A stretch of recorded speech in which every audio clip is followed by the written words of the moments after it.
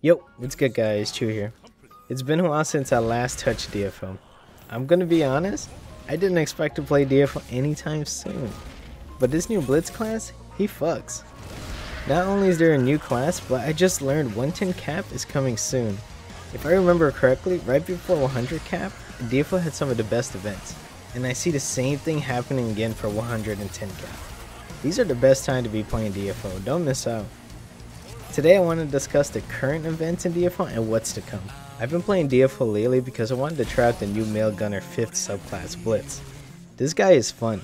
I'm pleasantly surprised with his gameplay. If you played DFO before, he kind of feels like a ranged Ghostblade. Fast movement abilities with huge AoE combos. I just got the cap level with him and I'm just casually playing when I have the time, but it has me thinking how insane these new classes are. I feel like they're made from the ground up to mimic how OP Vagabond is. Don't get me wrong, he's fun as hell, and I'm loving his aesthetics. But I never thought DFO needed an assault rifle class. But now that Blitz is here, he fits perfectly. Although he does feel stronger than the rest, but I mean, like, what game releases underpowered characters? You want your players to come back and try them out. It's just how the industry is. Speaking of which, this is the perfect time to come back to DFO and try him out. This new class slaps, and the current event slaps harder. I'm more or less capped on my Blitz in 2 hours from the leveling event, and he's been throwing gears and materials like it's nothing. These endgame cap events are insane. It's already nuts that these level up events gives you almost everything you need to get a character going, from bag slots to growing leveling gear, to your full abyss swap sets, full legendary sets, and tons of time guide stones. But nah, they dropped a whole other event that gives you free hell runs that allows you to convert epics and mythics, and even summon up to 3 mythic equipments. If you're not familiar to what I'm talking about, this is getting a fully maxed out character halfway there. That is huge for DFO, considering it takes you normally months to get to this point. There are other smaller events that give you more materials and stuff, but those big hitters are a must for the ex-DFO players or new players looking to try the game out. They even got me coming back after a year of IRL grinding. Alright, but once I came back, I learned from the community that 110 cap is coming. That explains why these events are god tier. They want us all to be caught up and ready for 110 cap. Normally I wouldn't be too excited for a new cap, but from the DFO Winter Festival, a yearly event that's held in Korea by the developers to show what's to come, I'm really vibing with the direction they want to take DFO in.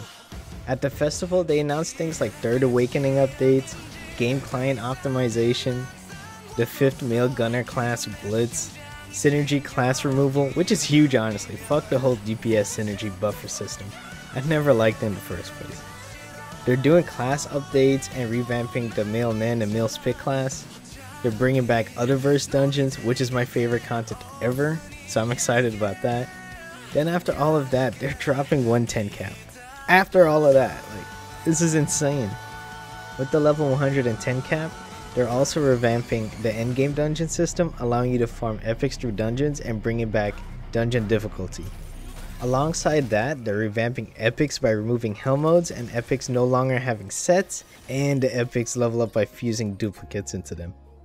Epic gear looks like they're more customizable because they're adding fixed stats and custom stats epic. But that's way over my head right now to explain in this video. These 2 points have me the most excited for 110 cap. By doing changes like this, you reduce the pay to win aspect of DFO and even out the playing field between whales and free to plays. I feel like 110 cap is going to be the best cap yet. 100 was my favorite out of all the caps, but with everything revealed in the Winter Festival, I have big copium hopes. Changes like these is exactly what I would look for to come back to DFO.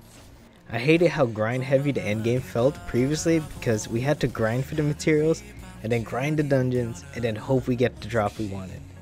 These changes removed half of the worries I had. I mean, if you were a whale, you could remove the need to grind by just buying the materials you needed. Hence why I said these changes will make DFO more even for the free plays.